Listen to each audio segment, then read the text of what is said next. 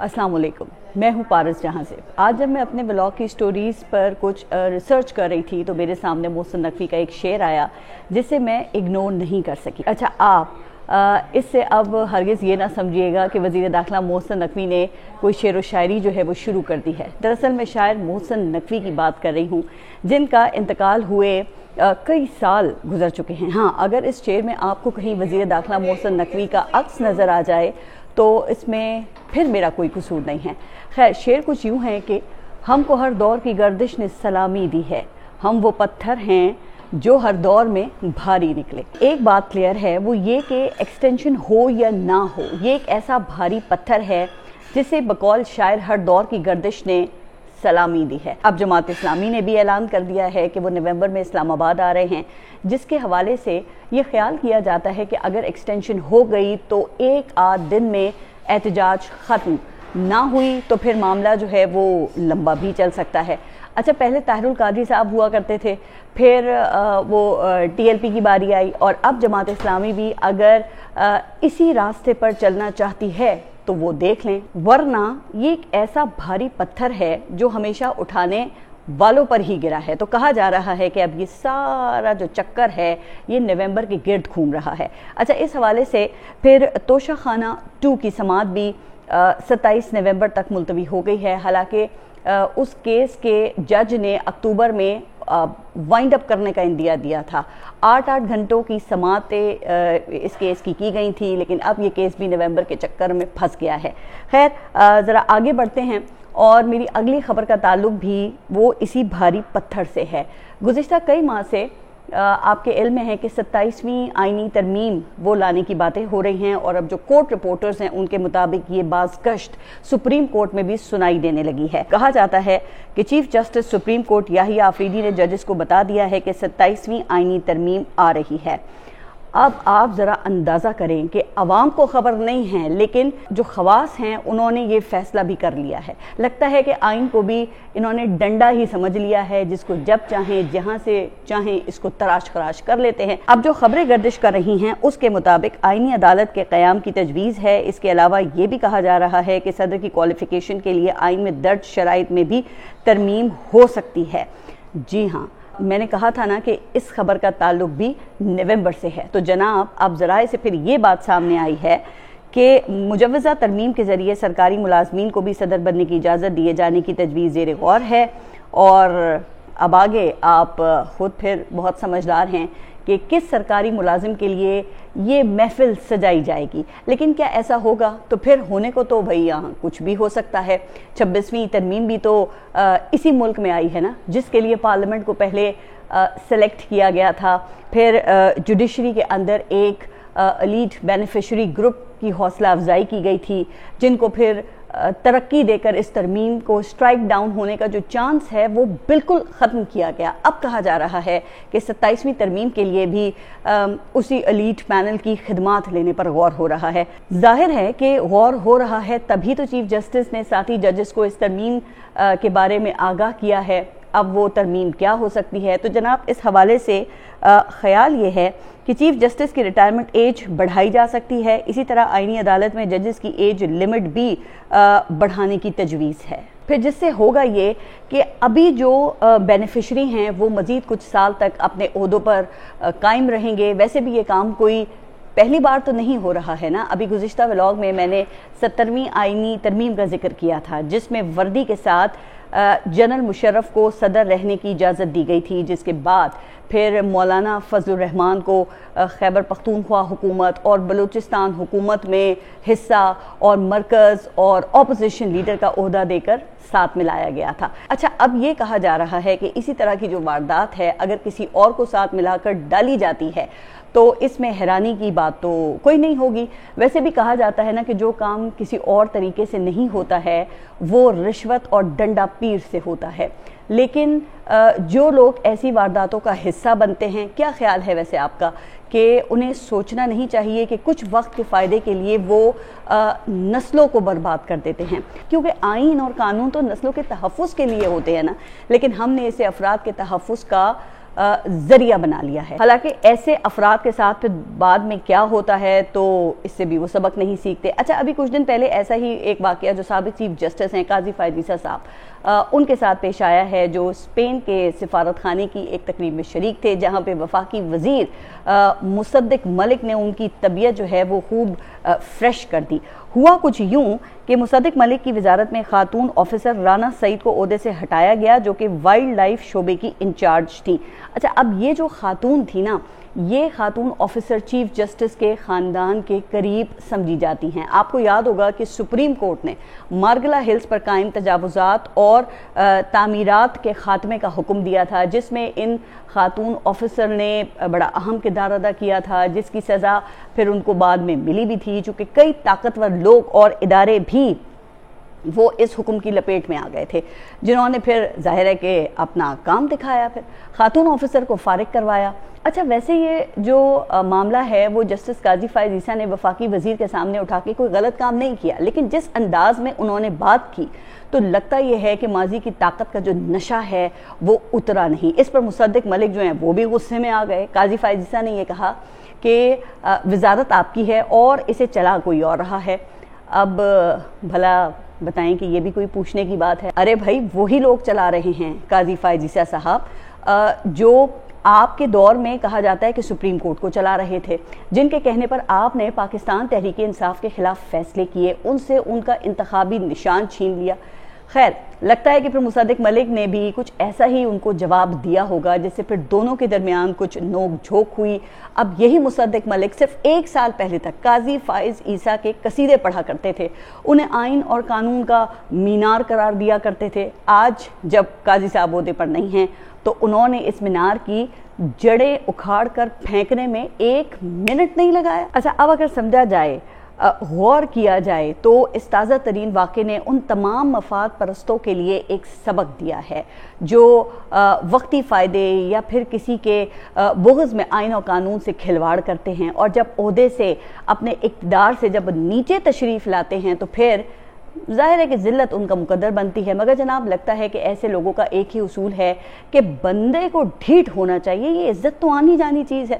خیر گزشتہ روز میں دیکھ رہی تھی کہ وزیر اعلیٰ پنجاب کچھ علماء سے خطاب کر رہی تھی، اور اس اجلاس میں ان کے ایک طرف مفتی منیب الرحمان بیٹھے ہوئے تھے اور دوسری طرف مفتی راغب نعیمی بیٹھے ہوئے تھے. تو ان مفتیان کرام کے درمیان بیٹھ کر مریم نواز نے فرمایا کہ جس کرسی پر میں بیٹھی ہوں یہ مجھے اللہ تعالیٰ نے دی ہے. اچھا جی، اب کہنے کو تو اس بات سے بھلا کون انکار کر سکتا ہے، کیونکہ جو کچھ ہوتا ہے وہ ظاہر ہے کہ اللہ کی مرضی سے ہی ہوتا ہے. لیکن خیر اور شر میں کس چیز کا انتخاب کرنا ہے اس کا اختیار تو اللہ تعالیٰ نے بہرحال انسان کو ہی دیا ہے نا. اب اگر کوئی برا کام کرے اور پھر یہ کہے کہ یہ تو اللہ کے حکم سے کیا ہے تو جناب پھر ایسا نہیں ہے، ورنہ اگر سب کام اللہ کی مرضی سے منسوب کر دیے جائیں تو پھر تو جنت اور جہنم کا جو تصور ہے وہ تو ختم ہی ہو جائے گا نا.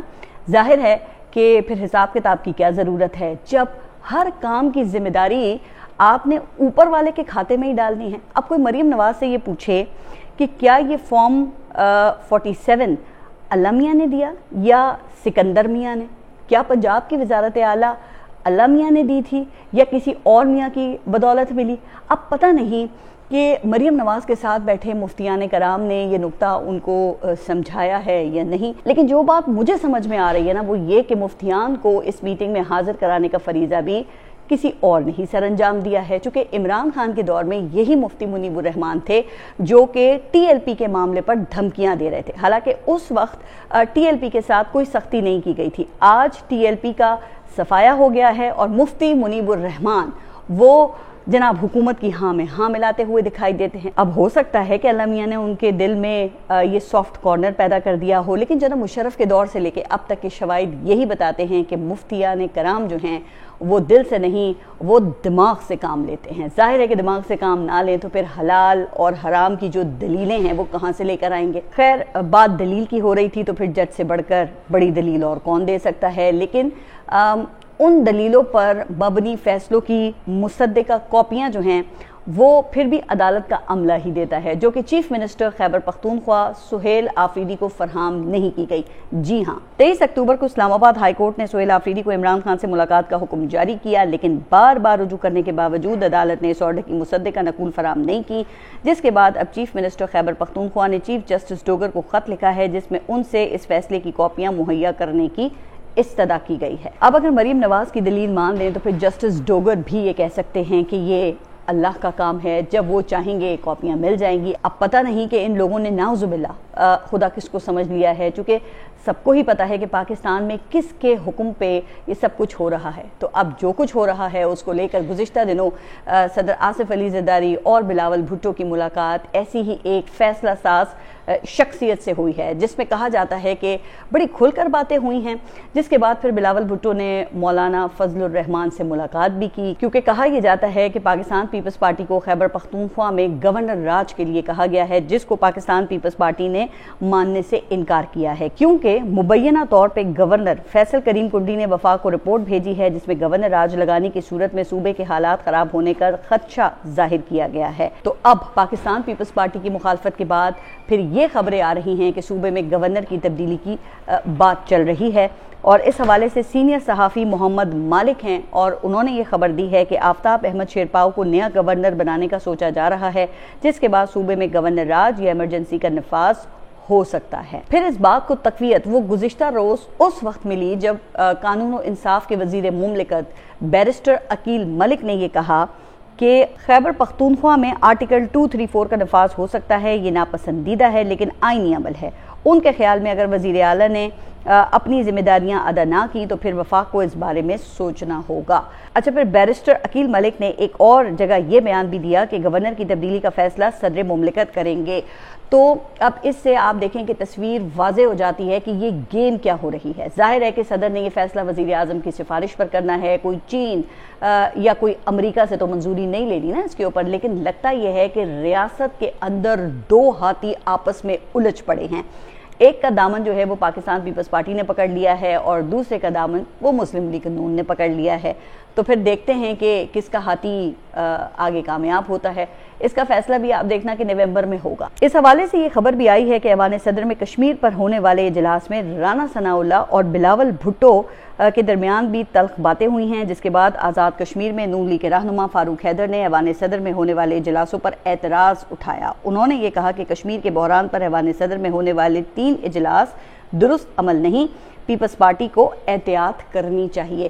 اب اگر یہ اعتراض تھا تو پھر ان اجلاسوں میں وفاقی وزراء جو ہیں وہ کیوں شریک ہوئے؟ تو اس کا مطلب یہ ہے کہ اندرون خانہ کوئی گہری ٹسل چل رہی ہے۔ ایسے ہی ایک ٹسل ویسے سائبر کرائم ایجنسی کے اندر بھی جاری ہے، جس کے کچھ افسران کو حراست میں لے لیا گیا تھا، اور اب ان افسران پر کرپشن اور اختیارات کے ناجائز استعمال کا مقدمہ بھی بن گیا ہے۔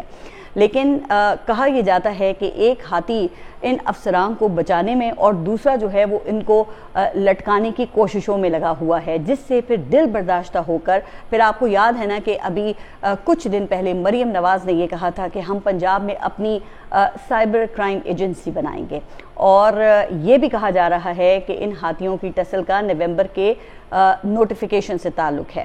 خیر، آگے چلتے ہیں اور ذرا بات کرتے ہیں اب پاکستان اور افغانستان کے معاملے کی، اور گزشتہ روز جو وزیر دفاع ہیں خواجہ آصف، انہوں نے ایک ایکس پوسٹ کی جس میں انہوں نے طالبان کے ماضی کا حوالہ دیا کہ کیسے وہ شکست کھا کر بھاگ گئے تھے، غاروں میں چھپ گئے تھے، اب ہم دوبارہ ان کے ساتھ وہی سلوک کریں گے۔ اچھا، جب میں نے یہ دیکھا تو مجھے خواجہ آصف کا ایک پرانا ٹویٹ یاد آیا جو افغانستان میں طالبان کے قبضے کے بعد ان کی طرف سے کیا گیا تھا کہ دیکھو طاقت امریکہ کے پاس ہے لیکن خدا ہمارے ساتھ ہے۔ اب آپ ذرا خود اندازہ لگائیں کہ اس وقت طالبان اپنے تھے اور خدا بھی ان کے ساتھ تھا، آج ان کو غاروں میں دھکیلنے کی دھمکی دی جا رہی ہے۔ اب خواجہ آصف ہی بتائیں کہ وہ اس وقت درست تھے یا وہ آج ٹھیک کہہ رہے ہیں؟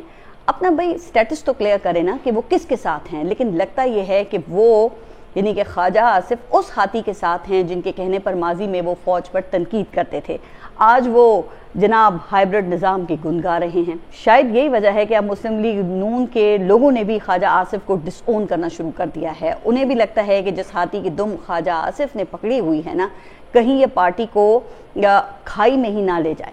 اسی لیے ایک حالیہ پوڈ کاسٹ میں جاوید لطیف کی طرف سے یہ کہا گیا کہ خواجہ آصف نے 2018 میں آرمی چیف کو کال کی اور اپنا کام کروایا، جس کی وجہ سے ہمیں تانے سننا پڑتے ہیں، اور اس لیے میں بہت کلیئر ہوں کہ خواجہ آصف ہوں یا کوئی اور، جس کسی کا بھی ایسا کردار ہوگا تو وہ ان کی اپنی گردن پر ہوگا، مسلم لیگ جو ہے وہ اس کی ذمہ دار نہیں ہوگی۔ تو جناب یہ ہے خواجہ آصف کی اپنی پارٹی میں ان کی حیثیت، جس کی نمائش ابھی کچھ دن پہلے آپ نے دیکھا کہ حنیف عباسی نے بھی کی تھی۔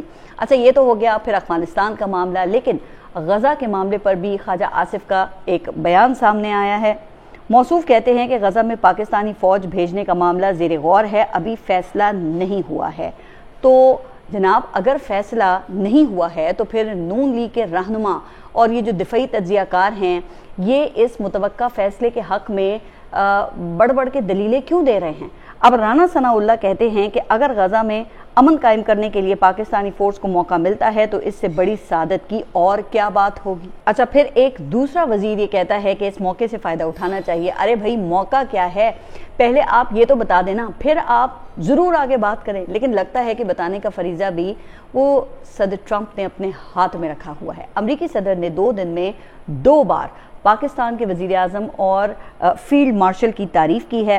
اب وہ کہتے ہیں کہ پاکستان کے وزیر اعظم زبردست شخص اور فیلڈ مارشل زبردست فائٹر ہیں۔ تو کیا پھر غزہ فوج بھیجنے کا اعلان بھی صدر ٹرمپ ہی کریں گے؟ چونکہ پاکستانی اور جو عالمی اخبارات ہیں وہ تو پہلے ہی لکھ چکے ہیں کہ یہ فیصلہ ہو چکا ہے۔ اب جس کام میں عرب ممالک ہاتھ ڈالنے سے کترا رہے ہیں اس وقت، اس کا فیصلہ پاکستان نے کس بنیاد کے اوپر کیا ہے اور نہیں کیا، تو کم از کم اتنا ہی بتا دیں کہ حکومت کس موقع کی تلاش میں ہے۔ کہیں ایسا تو نہیں ہے کہ اس فیصلے کے نتیجے میں افراد اور شخصیات اپنے تسلسل کا موقع تلاش کر رہے ہیں؟